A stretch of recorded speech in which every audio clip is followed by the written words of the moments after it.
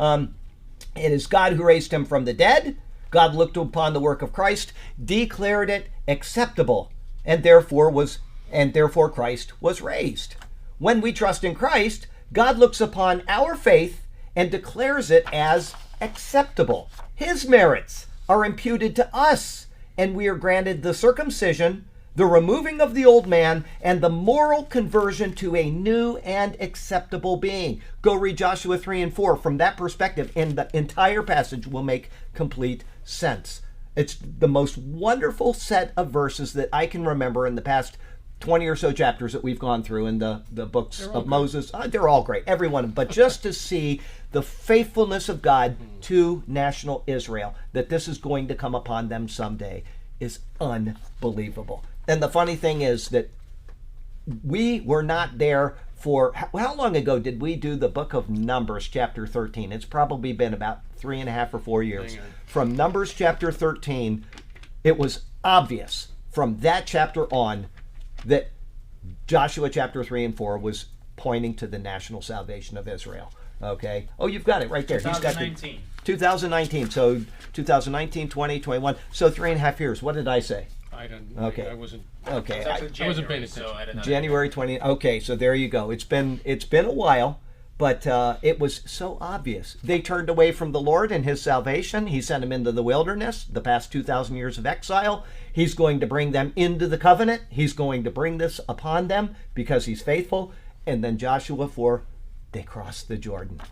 They're baptized into Christ. Actually, Joshua 3 and 4. I keep saying 4 because of the numbering system that's so beautiful in there. Okay, it must be remembered why Paul is saying these things that he's saying in this verse. There were those who claimed that something more was necessary to be perfected, even as a follower of Christ. Here's how Paul stated it in verse 2:8, Colossians 2, verse 8. He said, "Beware, lest anyone cheat you through philosophy and empty deceit, according to the tradition of men, according to the basic principles of the world, and not according to Christ." It's all about Jesus. It's all about God saying, I am going to do this because you are incapable of doing it. There's nothing you can do to add to what my son has done without causing damage to what my son has done. You're belittling it, and in essence, you're saying, I said it earlier, thanks God, I'll get this one. Okay? He tried, he did his best, but I will take care of it. That's what Paul is saying in verse 2:8. He's repeating it again here in a different way. Paul is showing that the gospel transcends the traditions of men and is not according to the basic principles of the world. What he offers is so far above those things that they are utterly useless. It would make no sense at all to fall back on Greek or Jewish practices which could not possibly have any bearing at all on what has occurred in the believer in Christ.